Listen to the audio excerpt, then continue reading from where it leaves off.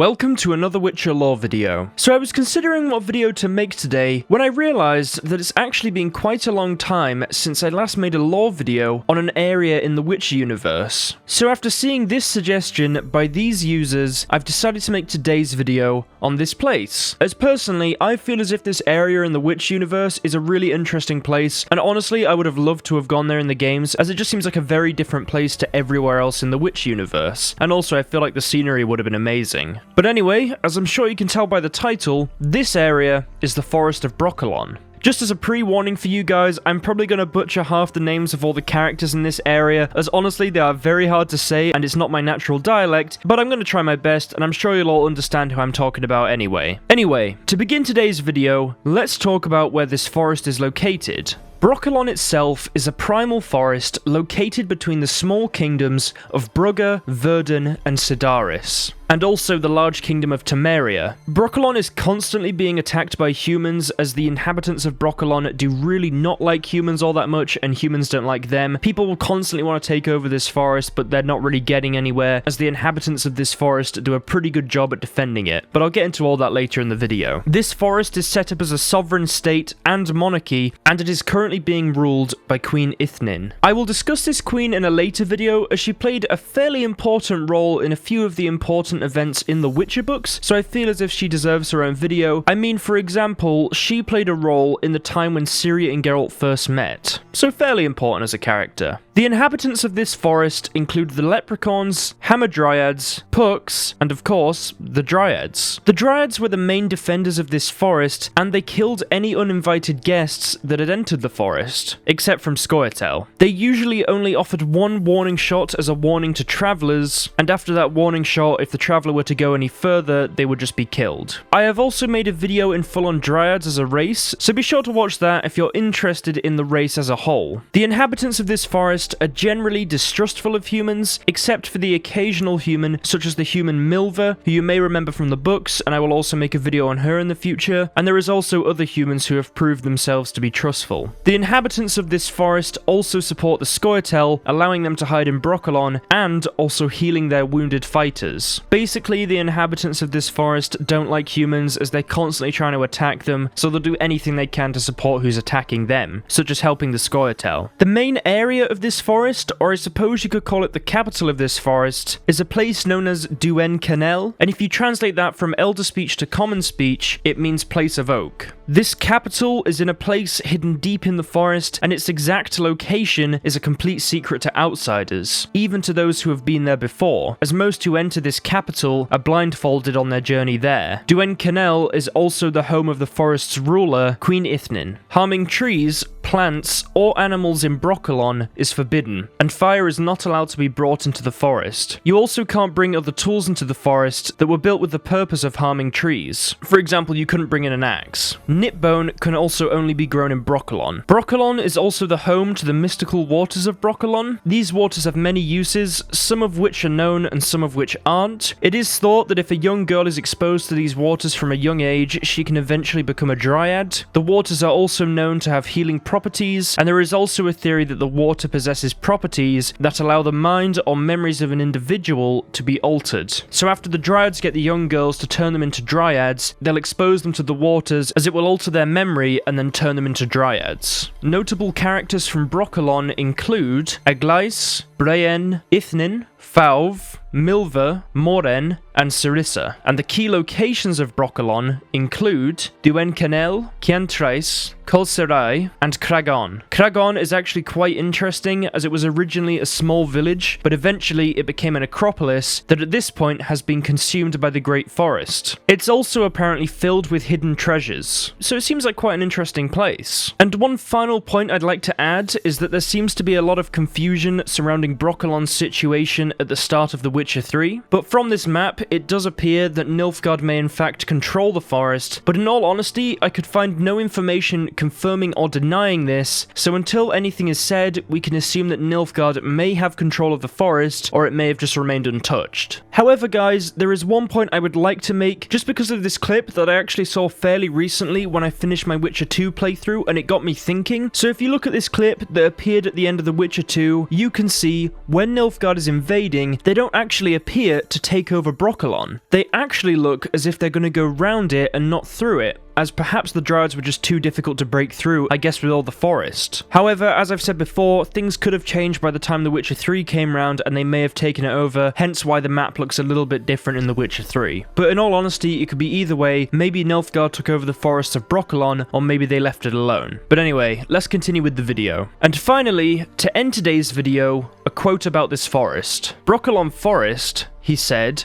is forbidden territory, the kingdom of forest Dryads. Brokilon also defends our flank. The Dryads will not let anyone pass.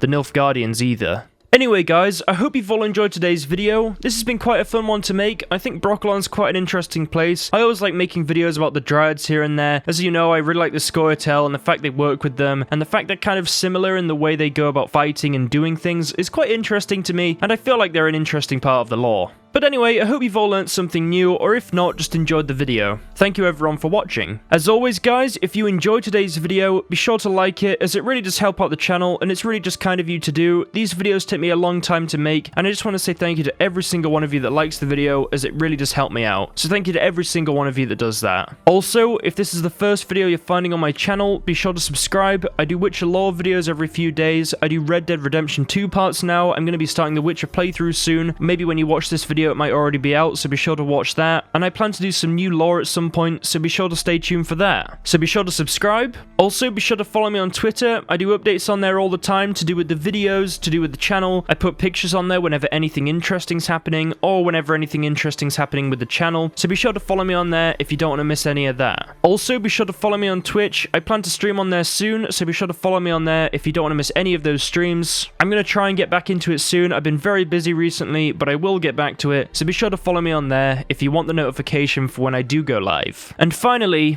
as always, a big thank you to the Patreon pledges. You guys are honestly amazing. It's so calm what you do. You seriously help out the channel so much, and I want to say thank you to every single one of you that donates to me on Patreon. You honestly help out the channel, and I'm glad to put all of your names at the end of these videos. As always guys, the links for everything in this outro are in the description, along with a Reddit link and Discord link, so if you want to join either of those, be sure to. It's really fun, and you can put whatever you want on Reddit, as long as it's within the rules, and you can just have a chat with people on the Discord. So I'll see all you guys there. Anyway guys, I hope you've all enjoyed today's video, and I'll see you in the next one. Have an awesome rest of the week.